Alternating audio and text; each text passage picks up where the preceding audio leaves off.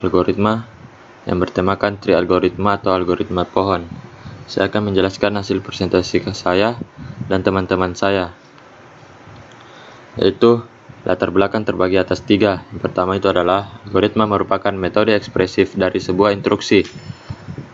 Algoritma juga dapat digunakan untuk menjelaskan bagaimana sebuah sistem formal berasal dari sejumlah aksioma dan aturan-aturan.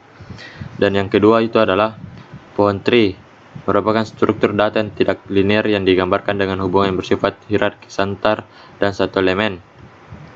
Yang ketiga itu adalah teori pohon, merupakan teori-teori yang digunakan dalam struktur data untuk aplikasi-aplikasi penyimpanan data.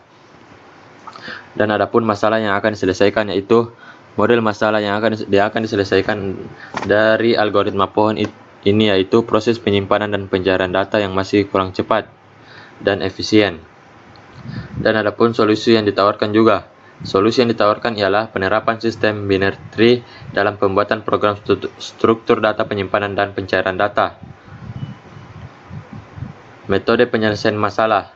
Metode penyelesaian masalah dilakukan dengan melakukan simulasi dengan membuat program-program sederhana untuk memasukkan penyimpanan, penghapus, dan mencetak dan menggunakan penerapan algoritma tree dengan bahasa pemrograman. Di sini saya akan menjelaskan solusi yang ditawarkan, yaitu penerapan sistem binary tree dalam pembuatan program struktur data penyimpanan dan pencarian data. Binary tree terdiri dari root node yang mempunyai induk atau node utama, leaf node yang merupakan cabang dari root node. Nah, di sini juga saya menjelaskan penyelesaian masalah, yaitu dilakukan dengan melakukan simulasi dengan membuat program sederhana untuk memasukkan, menyimpan, menghapus, dan mencetak data menggunakan penerapan algoritma tree dengan bahasa pemrograman C++ yang dibuat menggunakan aplikasi kode blocks. Di sini saya akan menjelaskan pseudokodenya. Nah, yang pertama itu ada ADT atau Abstract Data Type. Abstrak data tipe ini dapat didefinisikan sebagai model matematika, di mana objek data yang menyempurnakan tipe data dengan cara mengaitkannya dengan fungsi-fungsi yang dapat beroperasi pada data yang bersangkutan. Nah, selanjutnya ada create node dan find node. Create node itu berfungsi sebagai mengembalikan alamat node yang telah dialokasikan. Sedangkan find node mengembalikan alamat node yang dimana jika apabila X ditemukan dalam tree dan nil jika sebaliknya juga. Adapun insert node dan traversal in order. Nah, initial state suatu root dari tree atau bisa dikatakan mungkin kosong, dan P yang berisi alamat suatu node-nya. Final state, node diinsertkan ke dalam binary search tree, left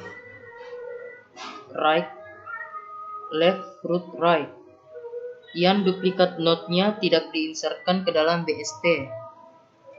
Sedangkan traversal in order, initial state-nya juga sama dengan insert node, yaitu mungkin kosong, dan tree ditampilkan secara in order, left root right. Selanjutnya ada traversal tree order. Di sini juga initial state-nya juga suatu root dari tree yang mungkin kosong, dan tree dapat ditampilkan secara in order juga, yaitu root left right. Sedangkan traversal first order juga sama, initial state-nya suatu root dari tree yang mungkin kosong dan dapat ditampilkan secara in order juga, left right root. Selanjutnya itu count depth of node dan count level of node. Di sini count depth of node berfungsi untuk mengembalikan ke dalam node ke dalam tree. Sedangkan count level of node berfungsi sebagai untuk mengembalikan level node-nya ke dalam tree. Nah, yang terakhir itu ada count height of tree. Di sini count height of tree hanya berfungsi untuk mengembalikan height dari suatu tree. Ya, dia hanya mengembalikan height-nya ke dalam suatu tree. Mungkin hanya itu yang saya bisa jelaskan. Apabila ada kekurangan mohon dimaafkan. Wabillahi taufiq wal hidayah. Wassalamualaikum warahmatullahi wabarakatuh. Oke, bagus sekali.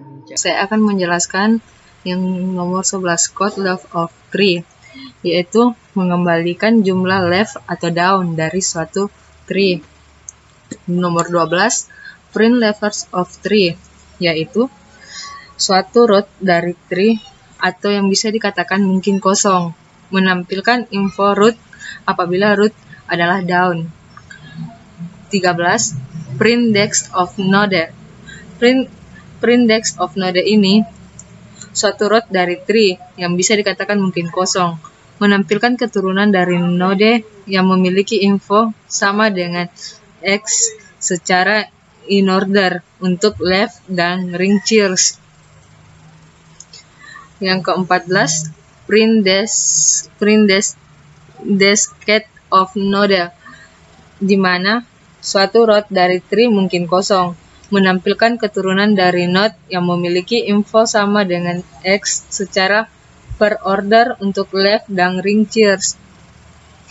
Yang 15, print desket of node, suatu root dari tree yang bisa dikatakan mungkin kosong, menampilkan keturunan dari node yang memiliki info sama dengan X secara post order untuk left dan ring cheers.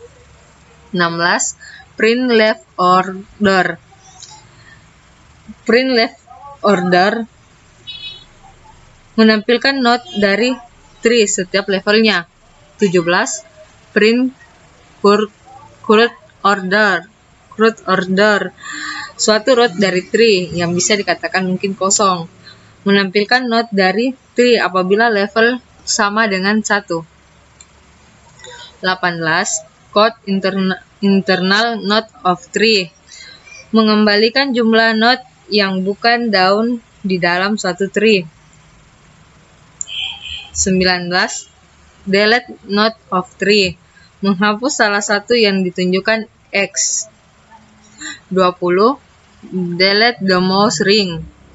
Delete the most. Saya Muhammad Nur Yusri akan menjelaskan mengenai flowchart dari algoritma tree. Jadi yang pertama dimulai dari start. Selanjutnya akan membuat fungsi dari insert data, hapus data, dan cetak data. Selanjutnya variabel dideklarasikan berupa variabel nomor induk yang bertipe data integer, variabel nama dan gender bertipe data char, dan variabel nilai bertipe data float. Selanjutnya user akan memilih 4 pilihan.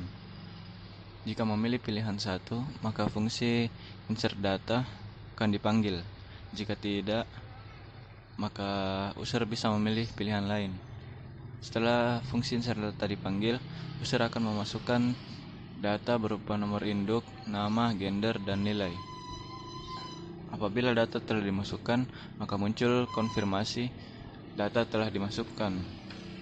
Selanjutnya, program akan menuju ke getch. Getch itu adalah pemanggilan kembali fungsi yang telah dipanggil sebelumnya. Jadi input pilihan akan tampil kembali dan user akan memilih kembali.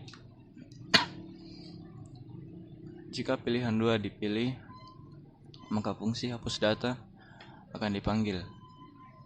Apabila data kosong, maka program langsung beralih ke Gauge dan kembali ke input pilihan. Apabila data tidak kosong, user akan memilih input data yang ingin dihapus. Jika selesai, maka kembali ke Gauge dan input pilihan kembali. Jika user memilih pilihan 3, maka fungsi cetak data dipanggil. Apabila data kosong, akan tampil notifikasi berupa data tidak ditemukan dan kembali ke Gauge. Jika data tidak kosong, maka data akan ditampilkan. Jika data telah ditampilkan, maka kembali ke Gauge dan input pilihan. Jika pilihan 4 dipilih, maka program akan berakhir, karena pilihan 4 itu adalah exit. Jika tidak, kembali ke input pilihan lagi. Terima kasih.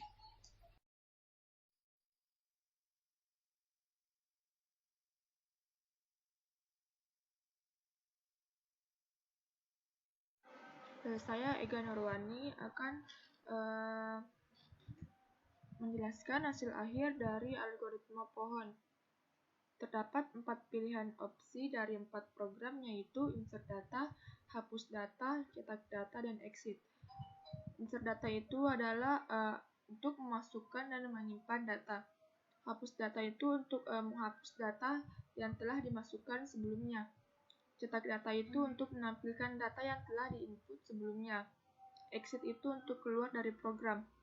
Jika memilih opsi pertama, maka akan dimintakan untuk mengisi beberapa data yang telah disediakan, seperti nomor induk, nama, gender, dan nilai.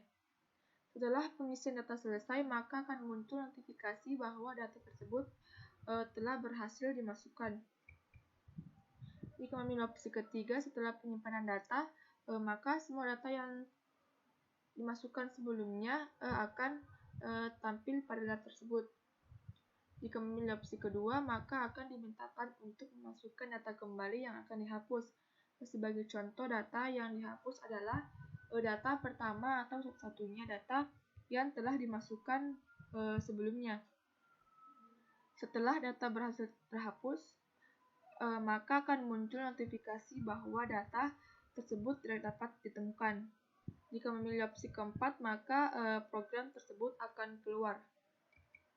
Kesimpulan dari algoritma pohon ini adalah penerapan algoritma pohon sangat berguna dalam pengolahan data dan penempatan data dalam teknik pemrograman, di mana dengan algoritma pohon kita mendapatkan struktur penyimpanan data yang relatif daripada struktur penyimpanan lainnya.